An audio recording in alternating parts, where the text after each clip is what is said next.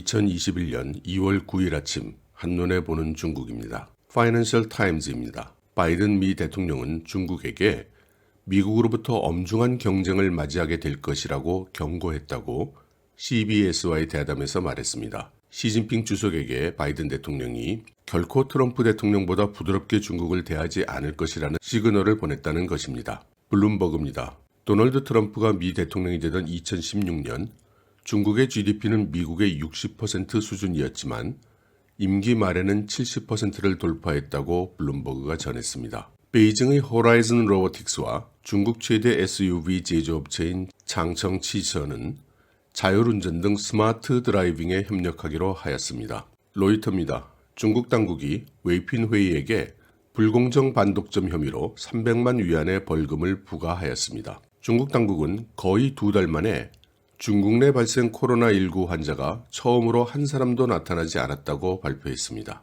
테슬라에 대한 고객 불만 관련해서 중국 당국자들이 테슬라와 면담한 사실이 알려졌습니다. 주 면담 주제는 배터리 화재, 급발진, 무선 소프트웨어 업데이트 장애 등이었다고 합니다. 홍콩 사우스차이나 모닝포스트입니다. 중국의 디지털 위안 사업이 가속되고 있습니다. 베이징과 수저우에서는 4천만 위안에 달하는 디지털 위안화가 발행될 예정입니다. 베이징에서는 시범 사업으로 추첨을 통해 당첨된 사람들에게 200위안씩을 주는 행사를 1000만 위안 규모로 시행할 예정입니다. 종적이 묘연해져 화제가 되었던 호주 국적의 CGTN 앵커 전 레이가 국가기밀을 해외에 제공한 혐의로 중국 당국에 의해 정식으로 체포되었다는 소식이 6개월 만에 밝혀졌습니다. 호주의 외무부 장관 마라이즈 페이는 지난 2월 5일 체포가 공식적으로 이루어졌다고 밝혔습니다. 환구시보의 총편집인 후시징이 베이징 동계올림픽을 보이콧하는 국가는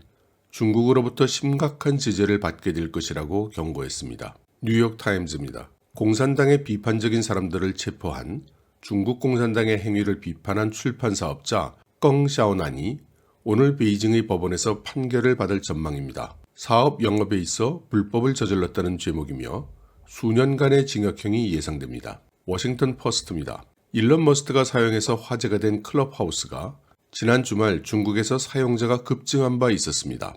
이들은 타이완 사람들과 토론을 하는 등 자유로운 인터넷을 즐겼지만 어제 중국 당국이 클럽하우스 앱을 막았습니다. 차이신입니다.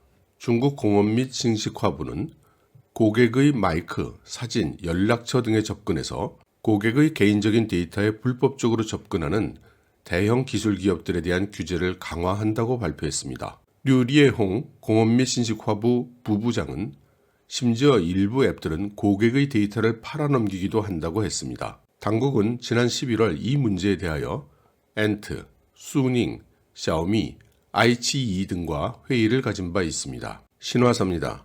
중국 당국이 고객의 데이터 보호 문제에 대하여 앱의 개인정보 최소 수집 필요 평가 규범을 발표했으며 이동통신 애플리케이션의 개인정보 보호관리 잠정 규정을 준비하고 있는 중이라고 합니다. 다음은 중국의 SNS 소식입니다. 광둥성 짠장시에서 제1파출소 소장이 시원현의 우모 부국장을 권총으로 쏜 후 자살을 기도했고 두 사람 모두 병원으로 실려갔지만 중태입니다. 여러분 좋은 하루 되십시오.